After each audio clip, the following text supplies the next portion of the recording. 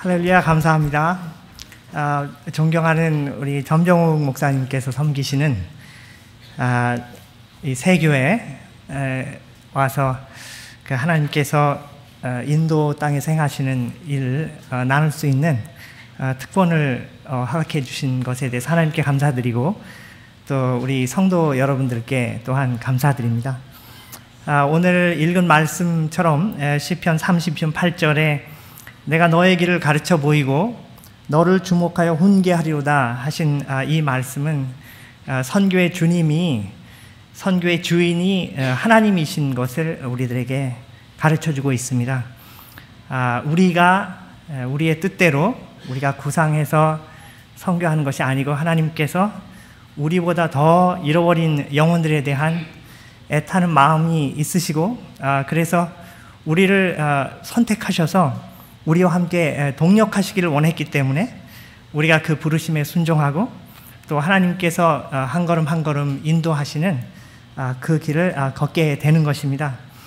선교의 현장에서 하나님을 의지하고 하나님의 음성을 들으며 하나님의 능력과 기적을 체험하면 선교의 주인이 우리가 아니고 하나님이시라는 것을 알게 되고 또 우리에게 있어서 가장 중요한 것은 하나님 앞에 진실된 파트너십을 함께 하는 것이라고 생각합니다. 하나님께서 저희들을 인도, 북인도의 비하르 땅으로 보내주실 때 우리 기도하는 가운데 하나님께서 우리들에게 주셨던 말씀이 수천 년 동안 개간되지 않은 황폐한 영혼의 땅으로 저희들을 부르신다고 말씀하셨습니다. 그것이 인도에 갔을 때 우리가 알게 된 것인데요. 저희는 처음 인도에 가서 최전방 개척선교학교라는 학교를 했고 이제 거기서 기도하는 가운데 하나님께서 그 당시에는 저희가 알지 못했던 미지의 땅인 그 북인도의 비하르로 저희를 불러주셨습니다. 정말 크리스찬의 숫자가 1%도 되지 않는 황폐한 땅이었고요. 영적으로 황폐했고 또 경제적으로 사회적으로 인도에서 가장 가난한 그러한 땅이었습니다. 사람들이 그 비하를 지나갈 때면은 기차문을 닫아야 될 정도로 폭력이 심한 곳이고 어린 아이들이 폭탄을 갖고 놀고 그 인도의 그 가장 어려운 현실을 그대로 담고 있는 그 지역이 비하르였는데 불교가 발생한 곳이기도 합니다. 거기에 부다가야 그 부처가 득도했다고 하는 부다가야가 있는 그런 지역이기도 하죠. 제가 저희 가족이 비하르 파트너로 부르심을 받고 갔을 때는 저희가 아는 사람이 한 사람도 없었습니다. 하나님께서 저희를 비하르로 부르신다고 확신했기 때문에 그때는 저희 아들아이가 2살 때인데 저희 아들아이와 저희 그 가족이 같이 그 파트나 비하르 땅에 도착하게 됐습니다. 연결이 하나도 없이 마치 하나님께서 아브라함을 부르실 때 아브라함이 어디로 갈 바를 알지 못하지만 하나님의 그 부르심을 순종하여 한 걸음 한 걸음 미지의 약속의 땅으로 걸어갔던 것 같은 그러한 경험을 저희가 하게 됐습니다. 쓰레기도 너무나 많았고 그래서 한 가지 잊혀지지 않은 일은 저희가 기차에서 이제 처음 내렸을 때 내서 이제 화장실을 가고 싶었거든요. 그래서 화장실 저희가 소변을 볼 수 있는 화장실이 어디냐고 기차에서 내려서 거기 있는 사람한테 물으니까 그 사람이 했던 말이 지금까지도 생각이 납니다. 그 사람이 하는 말이 everywhere. 그래서 everywhere 다 모든 데가 다 화장실인데 뭘 그렇게 화장실을 찾냐고 그 정도로 그 쓰레기가 많은 곳이었었어요. 하나님께서 그곳에서 첫 해는 너무나 힘들었고요. 우선은 기후 때문에 힘들더라고요. 40도, 50도까지 올라가는데 저희가 경험을 못 해봤기 때문에 진짜 도망가고 싶더라고요. 기후 때문에. 우리가 할 수 있는 유일한 일은 하나님께서 우리를 부르셨기 때문에 그 부르심 안에 머물러 있는 거다. 도망가지 않고. 그것이 저희가 선교하는 첫 번째 해의 주제였었습니다.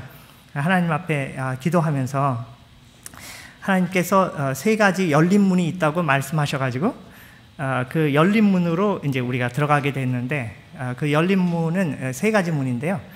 첫째는 어린이, 둘째는 여성, 셋째는 쓰레기. 나중에 알고 보니까 마하트마 간디가 독립운동을 할 때 어떤 사회든지 그 사회에 성숙을 가늠할 수 있는 척도가 있는데 이 세 가지라고 말했습니다. 그 사회가 가정이든지 사회든지 국가든지 어린이를 어떻게 대하는가, 여자를 어떻게 대하는가, 자기들이 배설한 인분을 어떻게 대하느냐, 처리하느냐에 따라서 그 사회의 문명의 성숙도를 측정할 수 있다는 얘기를 했어요. 그런데 하나님께서 그 열린 문이 바로 그 세 가지 영역이라고 저희들에게 말씀을 하셔가지고 저희가 어린이 사역과 여성 사역 그리고 쓰레기를 수거해가지고 그것을 유기 비료로 만드는 그런 사역을 파트너에서 하게 됐습니다. 하나님께서 어느 정도 저희가 파트너 사역이 정착되고 또 현지인 제자 훈련을 통해서 저희들과 함께 비하르 선교를 항구적으로 할 수 있는 그런 제자 훈련의 기반이 됐을 때 하나님께서 우리가 알지 못하는 또 한 지역으로 저희를 불러주셨어요. 그 지역은 파트나에서 기차를 타고 2시간을 가고 또 그 2시간 기차를 타고 마을 버스를 타고 30분을 가고 마을 버스를 타고 내려가지고 마차를 타고 들어가면은 한 20분 정도 들어가면은 나오는 아주 깊은 침베리아라는 마을이었습니다. 저희는 하나님께서 그 침베리아 마을에서 우리가 사역하신다는 것을 느끼면서 저는 거기서 살겠다는 생각은 하지 않았고요. 의배에서 살면서 그 침베리아 마을에 이제 왔다 갔다 해야지 이제 그런 생각으로 저희가 파트너에서 훈련한 제자와 함께 둘이 그 침베리아 마을에 들어가게 됐습니다. 그런데 이제 마을에 들어가서 그 마을의 이장님께 인사를 드리고 이제 우리가 이런 그 마을을 위해서 교육도 하고 개발도 하고 좋은 일을 하기 위해서 들어왔습니다. 이렇게 이제 인사를 드리니까 그 마을 이장님 되시는 분께서 저희들을 굉장히 반겨주시더라고요. 그러면서 여기 마을에 당신들이 살 수 있는 아주 좋은 곳이 있다고 그 말씀하시면서 저희를 마을의 한 복판에 있는 주민회관으로 안내를 해줬습니다. 근데 거기가 그 마을의 중심인데 그 마을에서 가장 좋은 장소래요. 가보니까 이제 아무것도 없더라고요. 그러니까 이제 자기들이 그 경작한 것을 말리는 그런 이제 농작물이 쫙 늘어져 있고 거긴 전기도 들어오지 않고 마을 전체가 전기도 들어오지 않고 화장실 시설도 없고 너무나 열악한 저에게는 굉장히 도전적인 곳이었습니다. 그런데 이장님께서 너무나 저희들이 온 것을 기뻐하시면서 여기서 살 수 있겠다고 그렇게 말씀을 하셔서 저는 살려고 들어가지는 않았는데 그 이장님께서 그렇게 너무 반갑게 처소까지 마련을 해 주셨기 때문에 반대할 수가 없었습니다. 그래서 그때부터 저희 제자와 제가 거기서 생활을 하게 됐습니다. 마을 중심에 있는 곳인데 그 마을 회관 옆에는 또 교육관이 있는데 그런 비슷한 형태의 교육관인데 거기는 힌두교 제사장들이 제자 훈련을 하고 있더라고요.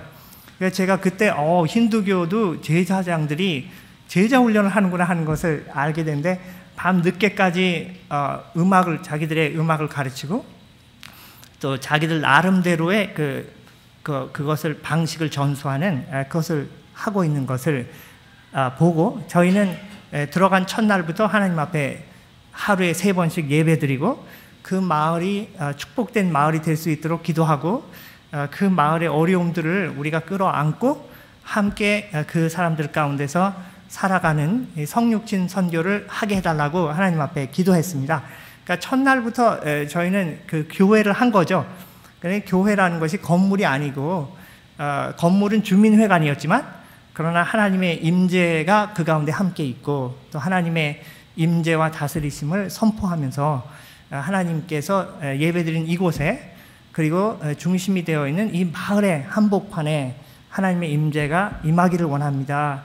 잃어버린 영혼들의 영혼 속에 임재하여 주시고 또 그들이 살아가는 삶의 모든 영역 속에 하나님의 임재와 통치가 함께 해 주십시오. 이렇게 기도했습니다. 그리고 하루에 3번 예배드리고 또 사실은 저희가 성경을 오디오 성경을 가지고 들어갔고 물론 저희 성경도 가져갔지만 그리고 제가 또 힌디를 더 잘 연습하기 위해서 가지고 들어간 면도 있거든요. 그런데 알고 보니까 그 마을의 70%가 문맹이더라고요. 그래서 저희가 오디오 성경을 들을 때 읽을 때는 그 사람들이 읽을 수가 없는데 오디오 성경을 들을 때 그 사람들이 하나님의 말씀을 듣고 함께 기도하면서 예수님을 영접하는 역사가 일어나게 됐습니다. 그래서 저희가 그 마을 회관에 이 교회가 됐고 매일 예배를 드리고 또 주일날에는 특별 예배를 드리고 또 주중에는 그 마을에 필요한 문제가 어떤 것이 있는지 이제 확인을 하면서 저희가 그 마을을 알기 위해서 힘썼습니다. 하나님께서 그 힌두 제사장들과도 아주 친하게 지낼 수 있게 해주시고요. 나중에 그 힌두 제사장들이 저희를 막 칭찬하는 말도 하더라고요. 그 마을에 들어와서 우리가 살면서 거쳐야 될 결정적인 과정들을 당신들은 다 거쳤다고요. 그런데 나중에 힌두 제사장의 아들이 예수님을 믿게 됐고 또 교육위원회를 우리가 만들게 되는데 교육위원회 위원장의 아들도 믿게 됐고요.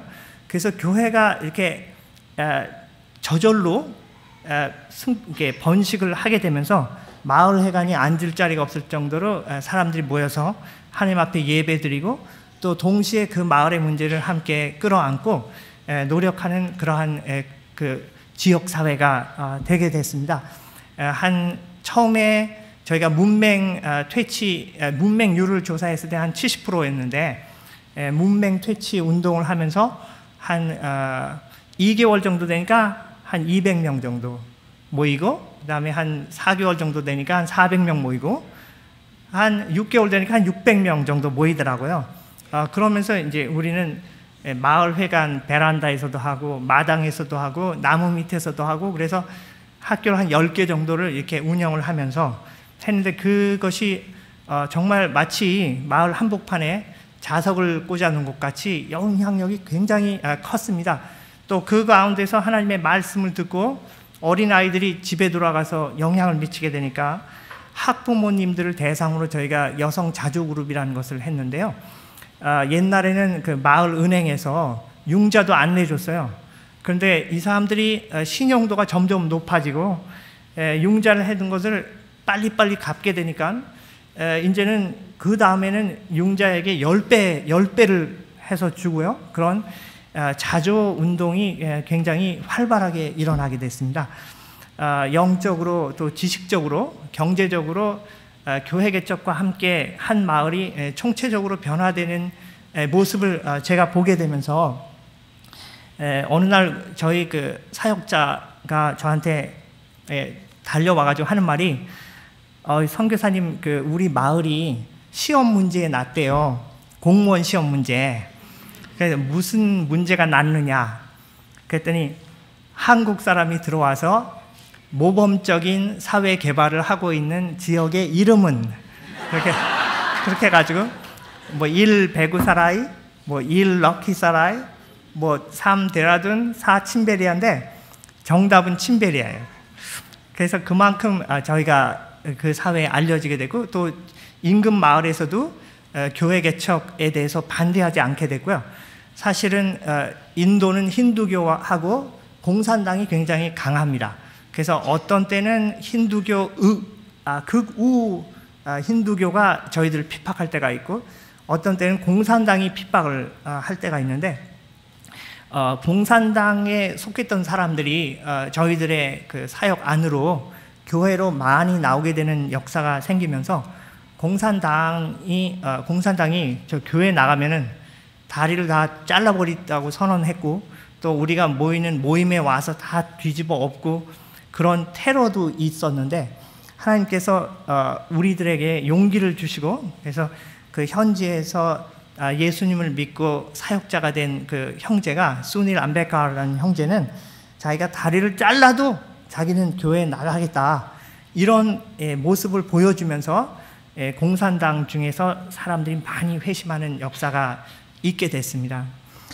지금 친베리아는 그 인근 마을에도 복음이 많이 전해서 벌써 교회 건물이 있는 데만 한 4개 정도 되고요. 그 외에 또 작은 셀 처치들이 많이 움직이고 있습니다.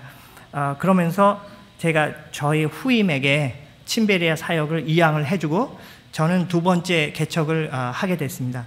친베리아의 사역을 보면서 제가 그때 한국에 연결을 해야 됐다고 생각한 그 단체가 가나안 농군학교입니다.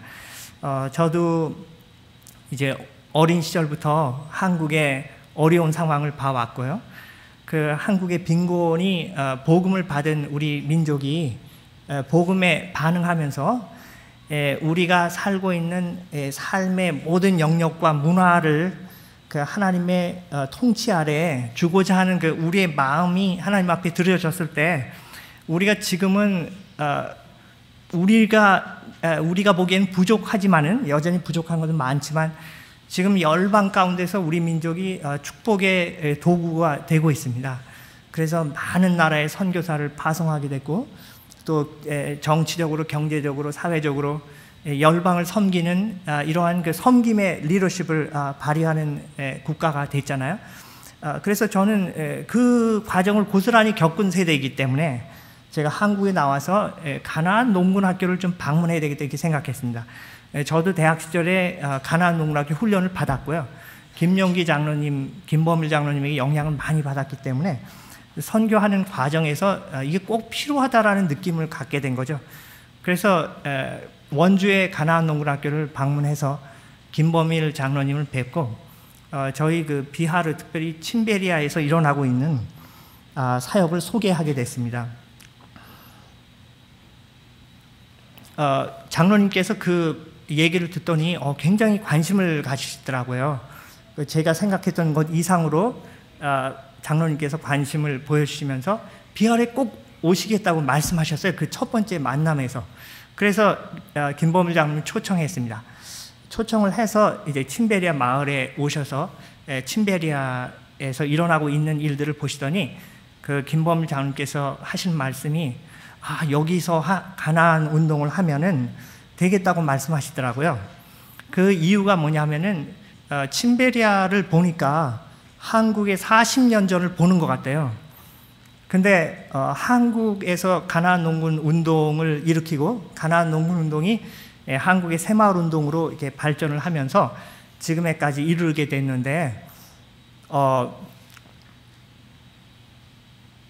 그 친베리아의 모습을 보니까 한국의 40년 전이 생각이 나면서 한국에서 일어났던 일들이 이곳에서도 일어날 수 있겠다는 마음의 믿음이 생겼답니다.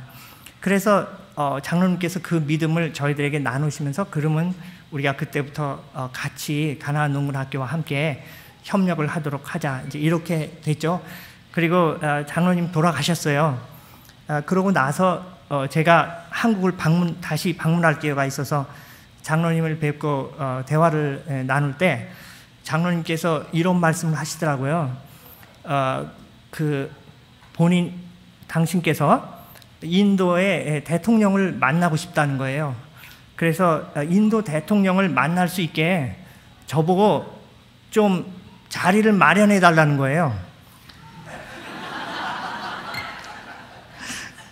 그래서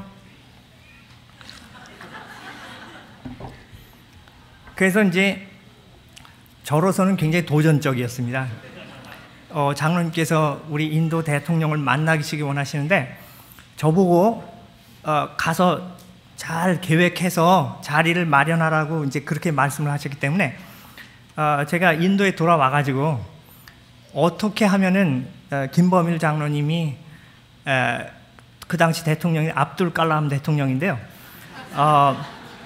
그 아시는 분은 아시겠지만은 가장 존경받는 사람입니다. 그러니까 타고르 이래로 가장 살아있는 사람으로서 가장 존경받는 그 앙케이트 실제 나온 결과인데요. 그 사람 책이 한국에 번역되기도 했고요. Fire of Wings라는 자기 자서전도 번역이 됐고요. 요즘에 그 Target 3 Billion이라는 책은 이제는 인도를 넘어서 아시아와 전 세계에 영향을 미치는 그 인도형 지역사회 개발의 그 모델을 설명해 놓은 책인데요. 혹시 여러분 관심 있으시면 읽으시면 참 좋은 책입니다. Target 3 Billion. 근데 그분 책도 번역이 됐고 또 한국도 방문해 가지고 한국에서 의회하고 연세대학교에서 연설도 하시고 그런 분이신데 제가 그분을 어떻게 하면은 만나게 할 수 있을까 이렇게 생각을 하다가 하나님께서 저에게 주신 마음이 대통령에게 이메일을 써라 이제 그런 마음을 줘가지고 제가 한 4페이지 정도에 걸치는 이메일을 압둘 칼람 대통령에게 보냈습니다. 경애하는 대통령 각하, 우리 김범일 장로님께서 대통령 각하를 뵙고 싶어 하십니다. 그러면서 이제 여러 가지 소개와 이런 걸 왜 우리가 만나야 되는가 하는 걸 제가 이해하는 범위 내에서 왜 우리가 인도가 가나안을 만나야 되는가 하는 것을 4페이지에 걸쳐가지고 대통령에게 썼습니다. 근데 이제 답장이 없더라고요. 그런데 진짜 우리가 기도하는 가운데 하나님께서 기도하면은 이렇게 하나님께서 일하시고 역사하신다는 것을 경험을 많이 하게 되는데 선교지에서 굉장히 오랜 시간이 경과했는데 그 우여곡절을 통해서 어느 날 대통령실에서 저에게 전화가 왔어요. 그래서 대통령께서 김범일 장로님을 만나기를 원하십니다. 이렇게 전화로 저한테 얘기를 해주더라고요. 저로서는 그 당시 굉장히 감격적이었어요. 사실 뭐 대통령 만나는 게 그렇게 그 자체가 그렇게 중요한 건 아니겠지만 그 의미가 우리가 만나야 되는 그 의미가 현실화되는 거 아니겠습니까? 그래서 잊혀지지 않는 이제 기억이 된 거죠. 그래서 김범일 장로님에게 전화를 드렸어요. 대통령께서 김범일 장로님을 만나기를 원하신다고 했더니 장로님께서 참 잘됐다고 그러시더라고요. 그래서 장로님께서 오셨습니다. 그래서 저도 이제 같이 했는데 사실 뭐 이걸 너무나 긴 얘기를 할 시간은 지금 분명히 없는데 제가 대통령을 만나기 위해서 김범일 장로님을 모시고 그 접견실에 먼저 저희들을 앉게 하더라고요. 그래서 제가 앉고 하나님 앞에 앉아서 하나님 앞에 하나님 대통령과의 이 만남이 참 중요한 만남인데 제 생각에는 20분을 만약 대통령이 우리에게 시간을 주면 정말 잘 준 거라고 생각합니다. 하나님 그러니까 20분 정도 주시면 참 좋겠습니다. 이렇게 하나님 앞에 기도했거든요. 너무 짧은 거는 의존적인 게 되니까 진지한 얘기가 못하니까 20분 참 좋은 시간 같습니다. 그래서 그렇게 많은 기대하지 않고 제가 그렇게 기대할 수 없는 상황이었었어요.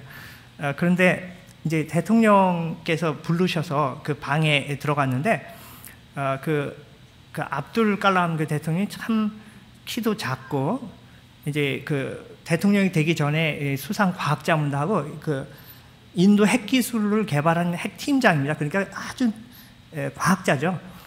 그런데 이런 그 사상과 또 개발에 대한 식견이 아주 뛰어나신 분인데 조그만 분이 구석에 앉아 계시더라고요. 그러니까 저희들을 맞아주시는데 제가 쓴 그 4페이지짜리의 글을 그 테이블 위에 펼쳐놓고 저희들을 맞으시더라고요. 그러면서 이제 대화를 시작을 했는데 한 20분 정도의 시간이 지났어요. 제가 기대했던 시간이죠. 20분 정도 시간이 지났었는데 그때 대통령께서 너무나 중요한 질문을 하더라고요. 그 질문 제가 잊혀지지 않고 늘 생각하는 질문인데 대통령께서 하신 말이 자기를 만나기 위해서 많은 사람들이 자기를 찾아온대요. 외교 사절도 찾아오고 또 국내에서도 찾아오고 하는데 지금까지 자기를 찾아온 사람 중에 어느 누구도 비하르를 어젠다로 갖고 찾아온 사람이 없다는 거예요. 당신들이 처음이라는 겁니다. 비하르를 어젠다로 대통령을 찾아온 것은. 그러면서 하신 말씀이 질문이에요. Why 비하르? Why 비하르? 너무나 짧은 질문이었죠.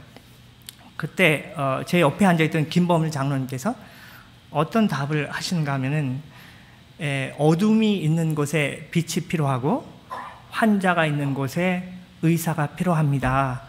아시아가 살기 위해서는 인도가 살아야 되고 인도가 살기 위해서는 비하르가 살아야 됩니다. 이렇게 말했습니다. 그러니까 대통령이 너무나 감동을 받으시는 거예요. 그 조그만 눈이 정말 이 마음의 눈이 확 띄우면서 점프를 하는 것 같더라고요. 제가 볼 때. 그러면서 그 대통령께서 저희들에게 I want to work with you. 내가 당신들과 함께 일하고 싶다라고 말씀하시더라고요. 그래서 그때까지는 대통령하고 저희들하고만 얘기를 했는데 그때부터 옆방에 있는 자기 참모진을 다 부르더라고요. 그래서 전부 다 앉아서 이제부터 우리가 하는 대화를 다 적고 그래서 사진도 찍으라고 이렇게 말해줘가지고 그렇지 않으면 우리 사진기도 다 뺏기고 그래가지고 사진도 찍을 수 없고 그랬었는데 사진도 남게 됐고요. 그때 압둘칼람 대통령께서 나도 비전이 있다 하면서 그때 인디아 비전 2020 인도 비전 2020을 저희들한테 직접 프레젠테이션을 해 주셨어요. 그래서 그 후로 저희가 대통령을 2번 더 만날 기회가 있었고요. 그래서 대통령은 또 저희들 비하르주의 수상과 의회에 저희들 소개해 주는 시간도 가졌고 그러면서 저희가 저희의 사역이 아주 그 밑바닥에서 밑바닥에 있는 그 비하르 사람들과 함께 먹고 마시면서 그들의 필요를 채워주는 그라스루트한 그런 사역을 가면서 동시에 저희가 인도 국가 전체를 바라보는 비전과 또 우리 그리스도인들이 앞으로 인도의 국가 형성을 위해서 어떤 역할을 해야 되는가 하는 것을 생각하면서 사역을 하게 됐습니다. 사실 복음의 핵심은 성육신에 있다고 말할 수 있죠. 사실 우리 자신이 우리를 아무리 단련하고 도덕적으로 수양을 해도 우리가 하나님 기뻐하시는 모습을 가질 수 없습니다. 그렇기 때문에 주님께서 하늘 보좌를 버리시고 우리 가운데 오신 것이죠. 우리 스스로 우리를 구원할 수 없고 우리 스스로 하나님을 기쁘게 할 수가 없기 때문에 우리의 생명을 아무리 갈고 닦아도 수련하고 연마해도 우리의 생명으로는 하나님을 기쁘게 할 수 없기 때문에 예수님께서 우리에게 찾아오셔서 우리의 생명이 되어주신 거죠. 그러니까 예수님의 생명과 우리의 생명을 바꿔치기 함으로써 예수님의 생명이 우리 안에 있음으로써 우리는 하나님을 기쁘게 하는 삶을 살 수 있게 된 것입니다. 그러니까 성육신은 우리 스스로 어떻게 할 수 없는 인간의 공경에 대한 하나님의 대답이고 그 성육신은 복음의 핵심이라고 말할 수 있습니다. 왜냐하면 새 생명 예수께서 우리에게 오셔야 그 생명으로 우리가 살 수 있기 때문에 그렇죠. 그런 의미에서 성육신은 선교의 핵심이기도 합니다. 왜냐하면 하나님께서 잃어버린 영혼들에게 하나님의 복된 소식을 나누기 위해서는 그곳으로 그 스스로 자기들이 하나님을 기쁘게 할 수 있는 삶을 살 수 없는 그 사람들 속으로 우리가 들어가기를 원하시는 그것을 알게 됐습니다. 하나님께서는 우리도 예수님께서 그렇게 하셨던 것처럼 그 황폐한 잃어버린 영혼들 가운데 들어가서 전혀 다른 질의 생명으로 그들과 삶을 나누기를 원하셨던 것입니다. 그런 의미에서 성육신은 선교의 핵심이라고 말할 수 있습니다. 하나님께서 여러 가지 사역을 우리 가운데 하면서 한편으로는 한동대학교 또 여러 한동대학교뿐만 아니고 여러 대학교의 젊은이들을 저희의 선교의 현장으로 불러주셔서 그들이 공부하고 있는 전공으로 그것이 공학이든 문학이든 아니면 어떤 상담이든 아니면 미디어든 정치든 법률이든 교육이든 어떤 영역에서든지 자기가 공부하는 그 전공을 가지고 선교지에 와서 이제 그 전공으로 선교를 할 수 있는 그런 길을 열어주셨습니다. 그래서 이제 한동 대학생들이 자기 전공 프로젝트를 하고 있고요. 한편으로는 우리가 가나안 농군학교에 지금까지 그 한국의 개발을 일으켜 온 추진력이 되었던 그 가나안 운동의 영성을 지역사회 개발에 총체적 선교에 적용하는 그것을 위해서 지금 현재 겐지스강의 중간에 있는 낙타섬의 종합선교 프로젝트를 하고 있습니다. 저희가 이 비하를 보면서 한국의 과거를 생각해 보게 되고요. 또 하나님께서 순종하는 백성들에게 축복을 그냥 누군가에게 받기만 했던 그런 민족이 이제는 열방을 향해서 나눠질 수 있는 그런 민족으로 되게 하신 그 모습을 몸소 경험을 하면서 저는 비하르가 그러한 축복된 복된 민족이 되기를 소망했습니다. 그래서 비하르 굉장히 가난하지만 이제 하나님의 복음이 임하면 사람들이 영성이 깨어지고 또 그들의 관점이 달라지면서 옛날에는 일하지 않으면 복되다고 생각을 했어요. 일하지 않으면 않을수록 그건 복받은 거다. 또 남을 섬기지 않으면 않을수록 복받은 거다. 희생하지 않으면 않을수록 복받은 거다. 이렇게 생각을 했습니다. 그래서 비하르 사람들은 일하기 싫어하고 섬기기 싫어하고 희생하기 싫어하죠. 왜냐하면은 그게 복이라고 생각을 하니까요. 그런데 복음이 들어가면서 우리가 우리의 관점을 바꾸고 우리의 사상을 바꿔서 근로하고 일하고 또 남을 섬기고 또 희생하면 하나님의 축복이 온다는 것을 이제 조금씩 알아가고 있습니다. 그리고 사람들이 그 축복에 대한 관점도 바뀌면서 이제 새로운 꿈을 꾸게 되는 것도 저희가 보고 있습니다.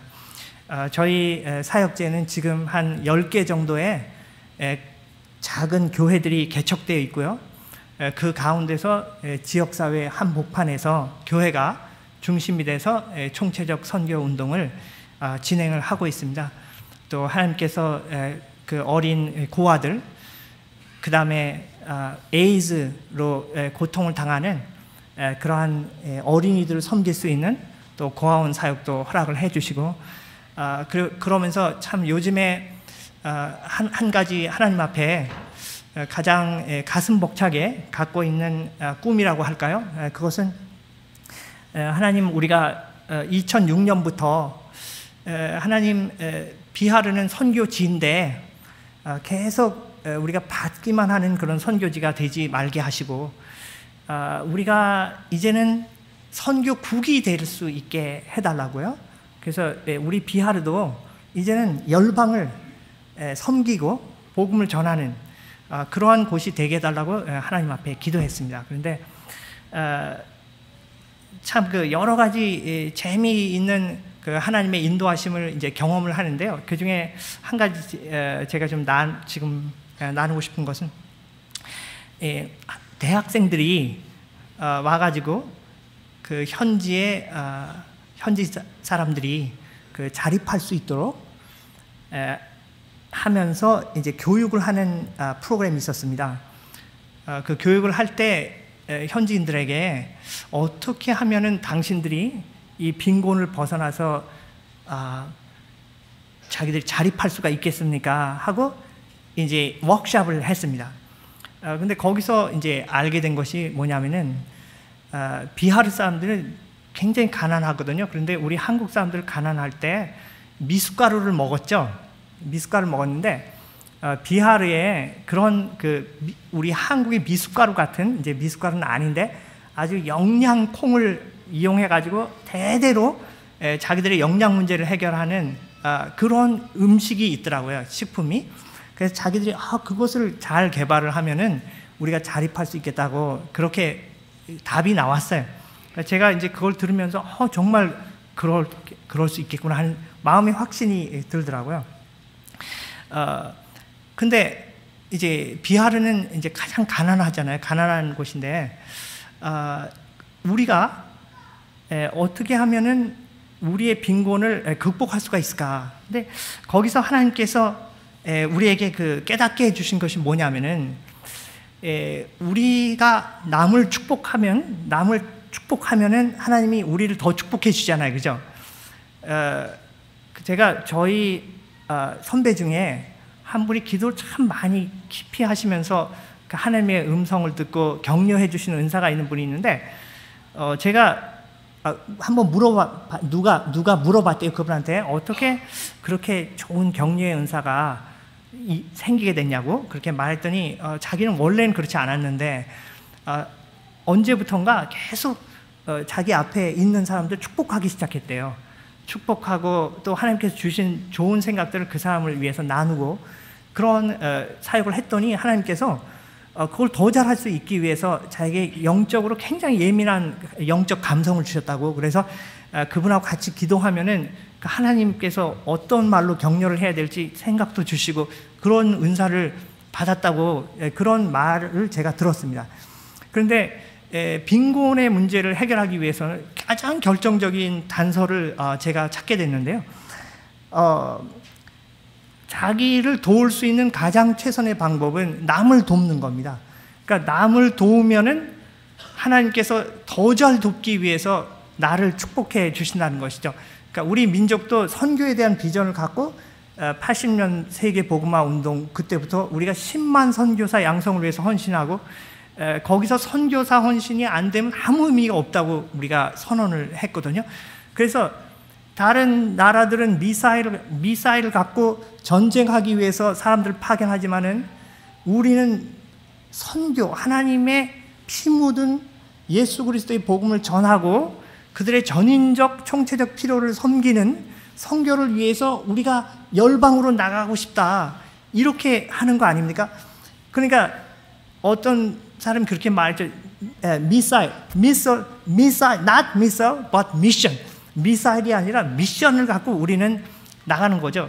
그러니까 하나님께서 그 선교의 헌신, 그러니까 열방을 돕겠다고 하는 우리의 헌신을 받으셔가지고 그 열방을 잘 도울 수 있도록 더 많이 축복을 해주셨잖아요, 한국 민족을. 그러니까 지금은 점점 더 많이 열방을 축복할 수 있게 됐습니다. 샘물은 살아있는 샘물은 퍼주면 퍼줄수록 새로운 샘물이 솟아나죠, 그렇죠? 고여 있으면 썩지만 샘물은 나눠주면 새로운 샘물이 자꾸 솟아나니까. 그래서 비하르가 축복을 받고 넘치도록 축복을 받을 수 있는 길은 이 거지같이 살고 있는, 또 마음까지도 거지같은, 그래서 무조건 받으면 다 축복으로 생각하는 그 심성과 마인드를 바꾸어서 그게 아니고 내가 지금 가난하지만 주님 안에서 풍요로운 거구나. 그래서 있는 것을 가지고 자기들이 만들 뿐만 아니라 있는 것을 가지고 이 우리보다 더 어려운 지역의 사람들을 도우면 축복이 뭔지 하는 걸 깨닫게 된다는 것이죠. 그래서 하나님께서 그것을 저희들에게 그 마음을 주셔가지고 그때부터 주님, 우리 비하르가 지질이 못 살아서 대통령까지 놀란 그런 지역인데 이제는 축복의 도랑을 파서 열방을 축복하는 선교국이 되게 해주십시오. 그래서 우리가 갖고 있는 지금 기도 제목이 그 미숫가루 이름이 사뚜거든요. 전통적으로 내려오는 미숫가루예요. 그래서 웨스트 벵갈 사람들은, 비하르 사람들은 사뚜골이라고 불러요. 그러니까 사뚜 마을이라는 뜻이 아니고 사뚜를 먹는 사람들이라는 의미가 사뚜골이라는 말, 현지 말로요.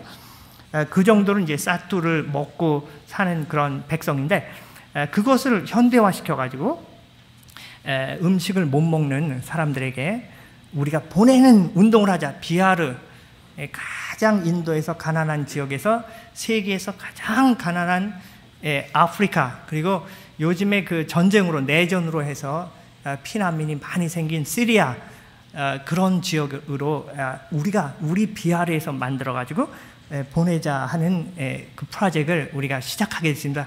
우리가 계속 기도를 하는데 하나님께서 길을 많이 열어주시고요. 저희가 이제 이제 비하르가 겐지스 강으로 나눠지면서 강북, 강남 이렇게 돼 있거든요. 근데 파트나는 강남에 있어요. 그러니까 서울이 강남에 있고, 강남에서 이제 그러니까 강남이니까 자연히 강남을 중심으로 사역이 많이 발전했겠죠. 그러니까 저희들 교회도 대부분은 강남에 있고요. 그런데 강남에서 제일 처음 사역을 했던 지역이 빈톨리라는 지역인데 하나님께서 거기서 교회 개척을 할 때 늘 강북을 바라보게 하셨어요. 그래서 그러니까 강중과 강북을 바라보게 했는데 거기에 그 철도 공사가 생기면서 그 술 주정뱅이 그 사람이 어느 정도 주정뱅인가 하면은 철도 공사를 해가지고 20루피를 벌잖아요. 일당을. 그러면 20루피를 술을 사서 술을 마시는 거예요. 그러고 20마일이 되는 자기 집까지 걸어가는 겁니다. 그 정도로 술을 좋아하고 비틀비틀 거리는 사람인데 우리가 그 현장에서 예배 드릴 때 그 예배 현장에 찾아와가지고 예수님을 만났어요. 기도 가운데 악한 영이 떠나가고 예수님을 인격적으로 만나면서 그 사람 하나님께서 얼마나 소중하게 사용을 하시는지 그 사람을 통해 가지고 그 사람 부인이 바로 겐지스강의 낙타섬의 출신인 거예요. 그 부인이. 그래가지고 그분이 우리를 초청해 가지고 그 낙타섬 사역을 시작하게 된 것이고요. 그러면서 이제 부지도 기증을 받고요. 우리는 부지를 사기를 원했는데 또 어떤 사람이 자기는 거꾸로 부지를 줄 사람을 찾고 있었던 거예요. 왜냐하면 대대로 부지를 기증해 온 가족이에요. 힌두교인인데 그래서 우리를 만나가지고 우리는 사고 싶었는데 주문 안 되겠냐고. 그래서 그분이 그렇게 말해가지고 한 9,000평이 되는 땅을 지금 얻어서 이제 그 여의도의 18배가 되는 낙타섬에 종합선교 종합개발 프로젝트를 하게 됐습니다. 근데 이제 그 사투 프로젝트의 그 식품 프로젝트에 대해서는 저는 이제 문과 출신이거든요. 그래서 공학에 대해서 잘 알지를 못하고 농업에 대해서 그렇게 잘은 못하는데요. 항상 우리한테 그 엔지니어가 필요하다 이런 생각이 있었어요. 그런데 강북에 올라가서 우리가 강북의 처음 도시, 그러니까 다리를 건너면은 처음 도시, 그러니까 거기를 우리가 복음으로 정복할 수 있으면 거기에서 그 북비하르 선교가 열려지고 그다음에 거기서 네팔을 갈 수 있고요. 방글라데시, 티벳, 그다음에 부탄 이런 쪽으로 다 갈 수가 있는 전략적인 관문 도시예요. 그래서 하나님 여기서 교회가 꼭 개척돼야 되겠습니다. 그래서 그것이 비로소 올해 들어서 하나님께서 문을 열어주셨어요. 그 북비하르 하지풀이라고 하는 관문 도시에 처음에 저희가 이제 개척 예배를 드리게 됐는데 그 지역은 뭐 크리스찬의 비율이 0.001%도 안 되는 지역이거든요. 크리스찬 만나기 참 힘들죠. 그런데 하나님께서 만나게 해줘. 그분도 하지풀이라는 곳에 교회가 생기길 그렇게 열망했던 사람이에요. 그래서 그것도 부자입니다. 그래갖고 이제 3층이 되는 건물의 맨 꼭대기에서 우리가 교회를 개척할 수 있도록 허락을 해 주셔가지고 거기서 이제 교회 개척을 하게 됐거든요. 첫 번째 예배를 드릴 때 어떤 신사분이 같이 예배를 드리기 위해서 찾아왔습니다. 그리고 이제 예배가 끝났는데 그분이 자기는 사업을 하는 사람인데 공장이 있대요. 근데 공장을 열은 지가 얼마 되지 않아서 우리 선교사님께서 오셔서 그 공장을 위해서는 기도해달라고 저를 초청하더라고요. 그 첫 예배 후에. 그래서 가서 이제 공장을 갔습니다. 그 바로 옆에 공단이 있거든요. 그래서 공단에 가서 이제 기도를 했어요. 기도를 하면서 저희가 이 비하르에서부터 시작해서 열방을 섬기는 이 식품 프로젝트를 당신이 도울 수 있겠냐고 말했습니다. 그랬더니 자기가 그걸 하고 싶다는 겁니다. 그래서 이분은 그 공장을 실제 하는 분이기 때문에 전문적인 지식도 있고 하나님께서 정말 거의 1억 분의 1의 가능성으로 비하르에서 크리스찬을 만나게 해주셨고, 또 크리스찬 중에서 식품을 하는 분을 만나게 해주셔가지고 저희가 한 단계 한 단계 지금 비하르를 축복의 땅이 되게 하기 위한 프로젝트를 하고 있습니다. 이제 내일이면은 이분이 한국을 방문하게 돼요. 그래서 가나안 농문학교도 방문하고, 그 다음에 이제 그 구호 식품을 만드는 그런 공장도 방문을 해가지고 저희가 익혀서 이제 한 단계 구체적인 사업을 시작하려고 합니다. 여러분도 기도해 주시고요. 특별히 요르단에 있는 시리아 난민들을 우리 인도의 비하르주에서 식품을 통해서 사뚜라는 그 식품을 그 사람들에게 맞게 음식을 만들어서 보급하는 프로젝트를 하면서 동시에 그 열린 문으로 복음을 안고 들어가는 요르단 시리아 난민 프로젝트가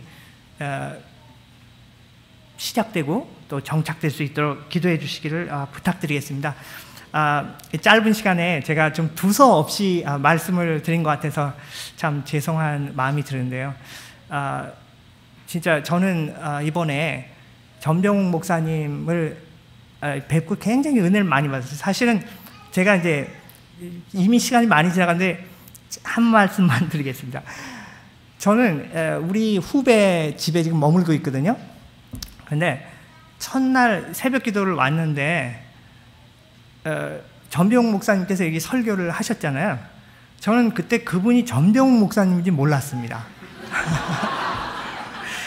그리고 은혜를 많이 받았어요. 너무나 많이 받았어요. 은혜를 너무나 많이 받고 그날 이렇게 생각했어요. 저는 죄송합니다만은 여기 상가, 참 조그만 상가 교회에 정말 훌륭한 목사님께서 헌신적으로 이렇게 일하시고 계시는구나. 저런 설교를 들으면서 이 섬김을 받는 교인들이 참 행복하겠다는 생각을 했습니다. 그래서 나오면서 저희 후배에게 저분이 우리 춘천에 있는 어떤 목사님하고 상당히 비슷하게 생겼다. 제 후배 목사님이 있는데요. 생겼다고 이렇게 말을 했고, 그리고 전병욱 목사님하고 상당히 비슷하게 생겼다고. 저는 전병욱 목사님 사진으로만 봤는데 몸이 큰 분으로 알고 있었어요. 몸집이 크고. 근데 전병욱 목사님 굉장히 날씬하시고 몸매가 아주 좋았어요. 그래서 저분은 전병욱 목사님일 수가 없다. 그래서 제가 나가면서 후배에게 전병욱 목사님하고 너무나 비슷하게 생겼다고 이렇게 말씀했더니 저분이 전병욱 목사님이라고. 근데 그 다음날 새벽 기도인가 전병욱 목사님께서 저희 그 식사 카페에 찾아오셨어요. 저는 전병욱 목사님이 이제 찾아오시라는 생각은 안 했고, 근데 너무나, 그러니까 저로서는 굉장히 기쁨이고 특권이었는데요.